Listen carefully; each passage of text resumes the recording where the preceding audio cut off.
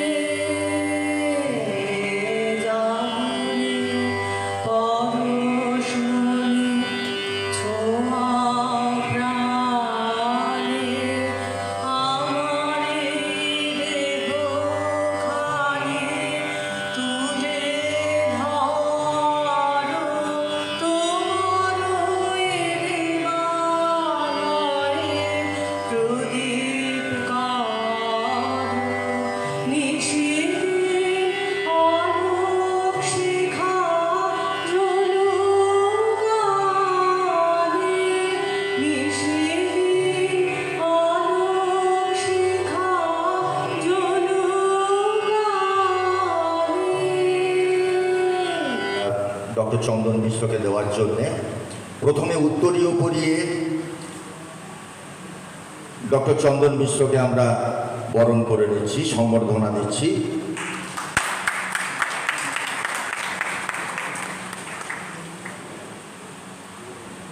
তারপরে ছোট্ট একটা উপহার, একটা উপহার আছে। তারপরে মানপত্রটা পড়ে হ্যাঁ, মানপত্র আমরা একটা প্রদান করলাম।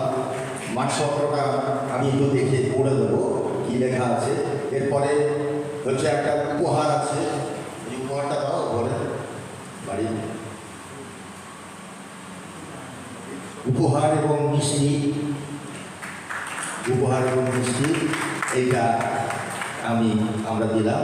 আমাকে মানপত্রটা দিয়ে আমি একটু পড়ে দিচ্ছি। রাষ্ট্রপতি পুরস্কারপ্রাপ্ত জাতীয় শিক্ষক ডক্টর চন্দন মিশ্র সমাবেশ। ষড়ঋতুর এই বাংলা এখন গ্রীষ্মের প্রখর তাদের দগ্ধ, তবু আপনার উজ্জ্বল গৌরবময় উপস্থিতি লোকায়তের আবাসকে গুঞ্জিত করে তুলেছে প্রাণের স্পন্দনে। উত্তরপাড়ার কাছে রঘুনাথপুর নফর একাডেমি বিদ্যালয়ে 106 বছরের প্রাচীন এই বিদ্যালয়টিতে আমি গত 12 বছর ধরে প্রধান শিক্ষকতা করছি এবং প্রায় 25 বছর আমি পশ্চিমবঙ্গের বিভিন্ন বিদ্যালয়ে শিক্ষকতার সঙ্গে জড়িত আছি। ছাত্রছাত্রী তাদের কল্যাণে জড়িত আছি। রাজ্য এবং দেশের গুরুত্বপূর্ণ শিক্ষাক্ষেত্রের যত মঞ্চে দাঁড়িয়ে খুব বেশি কিছু বলতে পারি না, কারণ আমাদের ওই নাটক করতে গেলে একটা করে টেক্সট থাকে এবং সেটা মুখস্থ করে গিয়ে বলি। তার ফলে এক্সটেম্পর বা উপস্থিত কোনো কথা বলাটা আমাদের পক্ষে অসুবিধে হয়ে দাঁড়ায়। যাই হোক, চন্দনবাবুর সঙ্গে ব্যক্তিগত সম্পর্ক আমার কোনোদিনই ছিল না, আজকেও নেই। কিন্তু আমি শুনলাম যে উনি লোকায়তের সঙ্গে নাকি যুক্ত ছিলেন। আমিও এক সময় লোকায়তের সঙ্গে ভীষণভাবে যুক্ত ছিলাম। সেই সময়টা দূরে কোথায় দূরে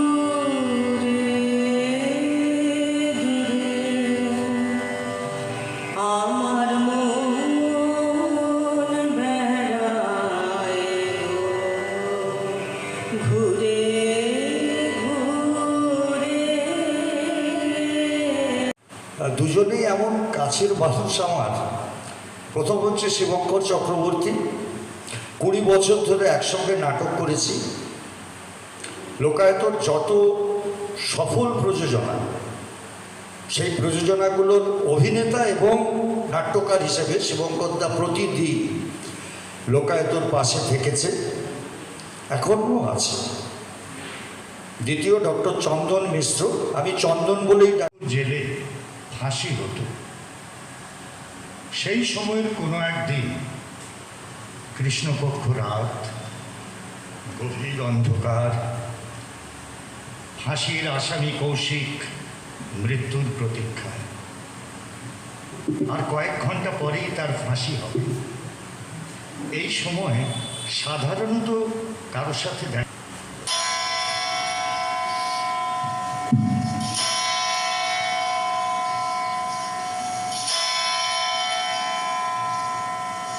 চিনতে পারছো? না আমি রঞ্জনা, রঞ্জু রঞ্জু।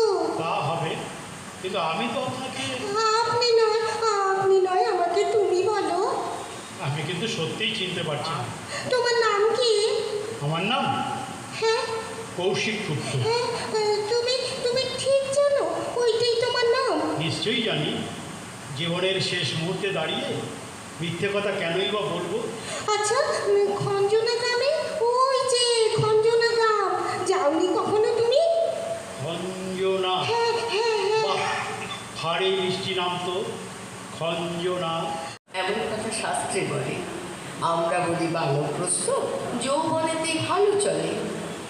ঘরের মধ্যে বকাবকি, নানান মানুষ নানা কথা, হাজার লোকে নজর পারে, একটুকু নাই বেরোনাটা। সময় অল্প, ফুরায় তাও অরসিকের আলোচনায়।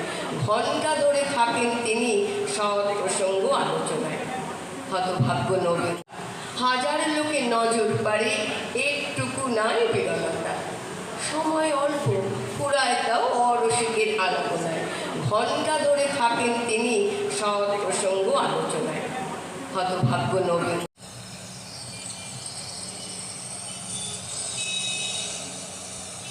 22/5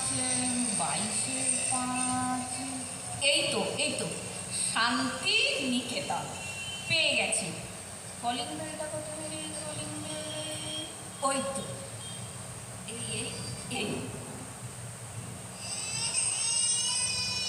এই রে, কলিং বেল টিপতেই বাচ্চাটা কেঁদে উঠলো।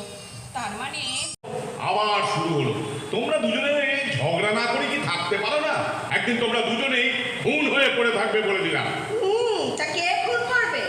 তুমি তো করো, এক্ষুনি করো। ওই একদিনটা আজই হয়ে যাও। কি কুক্ষণে যে বাবা আমায় তোমার গলায় ঝুলিয়ে দিয়েছিল, একদিনের জন্য জীবনে শান্তি পেলাম না। এই কথাই কি ধরে বসে? বাড়িটার নামের আগে একটা অবসায় দেন বাবু, পাড়ার সবাই কয়।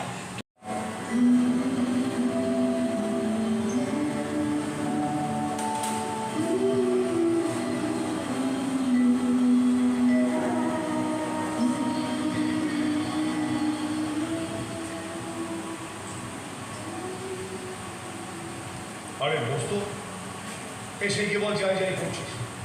সত্যি তোকে এতদিন বাদে দেখে আমি ভূত দেখার মধ্যে চমকে উঠেছি।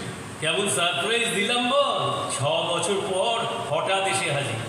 অবশ্য এর মধ্যে তো সব খোঁজখবরই আমি রেখেছি।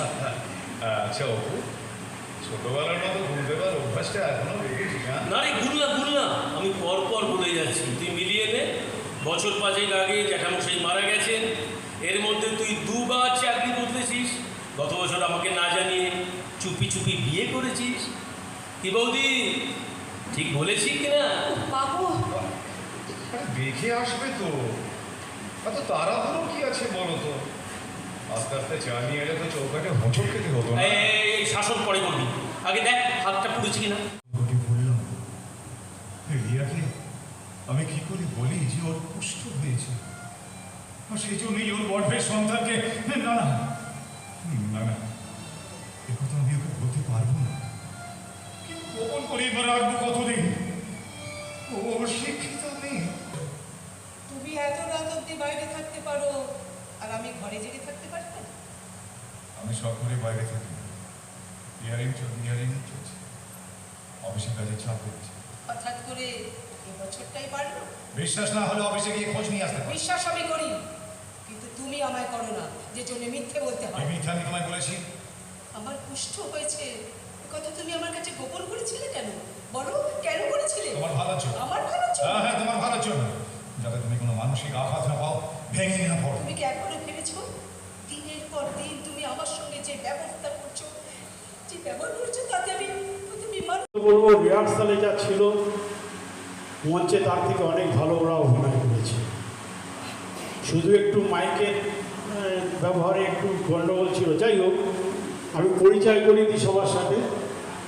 আমার ডান দিকে আছে শুভা মুখোপাধ্যায়, তারপরে শঙ্কর ভট্টাচার্য, তারপরে সুরজিৎ ব্যানার্জি, তারপরে জয়দেব মুখার্জি এবং আবহ সঙ্গীতে কিংশুক মিশ্র।